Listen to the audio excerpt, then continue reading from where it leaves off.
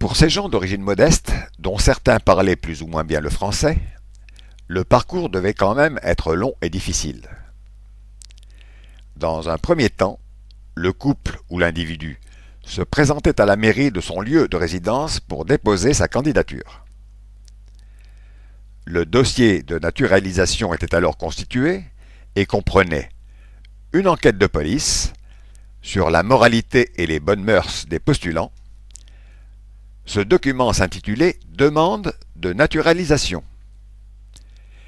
Il pouvait aussi s'appeler « Demande de réintégration » lorsqu'il concernait une femme née française qui s'était vue déchue de sa nationalité par son mariage avec un étranger et qui demandait à réintégrer les rangs de la mère patrie en même temps que son mari.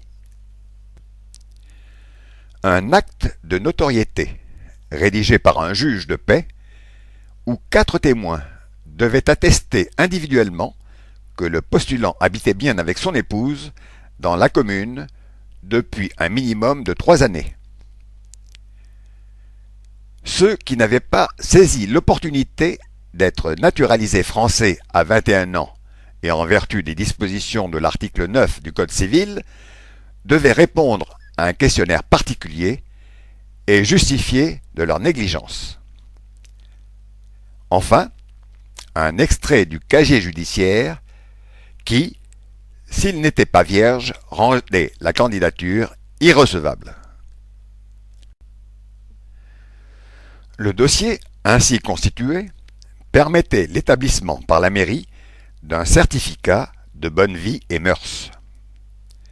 Il était alors adressé à la préfecture ou au général commandant la province qui vérifiait sa recevabilité et émettait un avis. Au gouvernement général de l'Algérie, le 7e bureau, chargé des naturalisations, contrôlait à nouveau l'ensemble du dossier qui était expédié, accompagné d'une lettre du gouverneur au ministère de la Justice à Paris. Là, les services compétents examinaient la candidature et la soumettaient au garde des Sceaux qui décidait en dernier recours de l'envoi ou non à l'examen du Conseil d'État. Dernier maillon de ce long parcours, le Conseil d'État décidait alors de l'octroi ou pas de la nationalité française.